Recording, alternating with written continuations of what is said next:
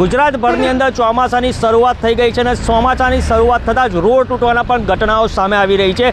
ભરૂચ જિલ્લાની વાત કરીએ તો ભરૂચ જિલ્લાની અંદર હર હંમેશ જ્યારે પણ ચોમાસાની શરૂઆત થાય છે ત્યારે રોડ રસ્તા તૂટી જવા પામે છે। તમે જે જોઈ રહ્યા છો તે નંદેલા ઓવરબ્રિજ છે, નંદેલાવ પાસેનો ઓવરબ્રિજ છે।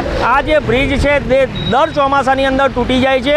જે મોટા મોટા મસ્ત મોટા ખાડા પડી જાય છે। આ કોઈ ખેતર નથી, પણ આ જે મેઇન હાઈવેને જોડતા એક્સપ્રેસવેને જોડતો જે માર્ગ છે તે છે। તમે અમારી સાથે એક બાઇક ચાલક છે તેમની સાથે પણ વાત કરીશું। કાકા, કઈ રીતેની પરિસ્થિતિ છે, શું કહેશો? બહુ ગંભીર પરિસ્થિતિ છે આ રોડની।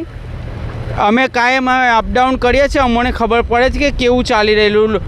અહીંયાની સરકાર કંઈ કરવા રાજી નથી યા કોઈ જોવા આવું નથી। બસ આ ખાડામાં જ પડી રહેવું છે અમારે। આ ભરૂચ એક ખાડો બની ગયેલી છે। બસ બીજું જનતાને કંઈ કહેવાનું હોય નહીં, કોઈ અવાજ ઉઠાવવા તૈયાર નથી રોડ પ્રત્યે। ના જે બ્રિજનું કામ ચાલી રહેલું છે ધીમી ગતિનું, બિલકુલ સદંતર ભંગાર કામ કરી રહેલા છે। આ જે એમને જે કોન્ટ્રાક્ટ રદ કરવા અમારી અપીલ છે। બીજું કંઈ કહેવું નથી મારે સાહેબ। જોઈ શકો છો જનતાની જે વાત છે, જે મુસાફરો અહીંયાથી મુસાફરી કરે છે તેમની વાત છે। આપણી સાથે એક બીજા પણ વાહન ચાલક છે, તેમની સાથે પણ વાત કરીશું।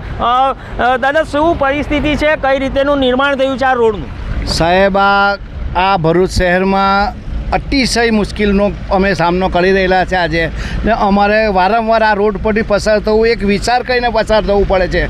અમે ઘણા જ તકલીફમાં છે સાહેબ, પણ કોઈ અહીંયા જોવા રાજી નથી।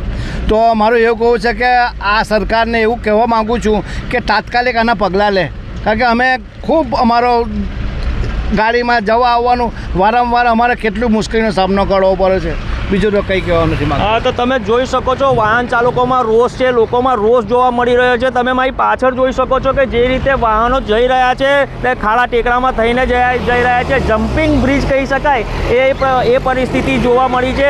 લોકો રોષે ભરાયેલા છે અને તંત્ર પર સવાલ ઉઠાવી રહ્યા છે। તો ક્યારે આ રોડનું સમારકામ થશે કાં તો નવીનીકરણ થશે તે જોવું રહ્યું। રાકેશ ચમાલ, કનેક્ટ ગુજરાત, ભરૂચ।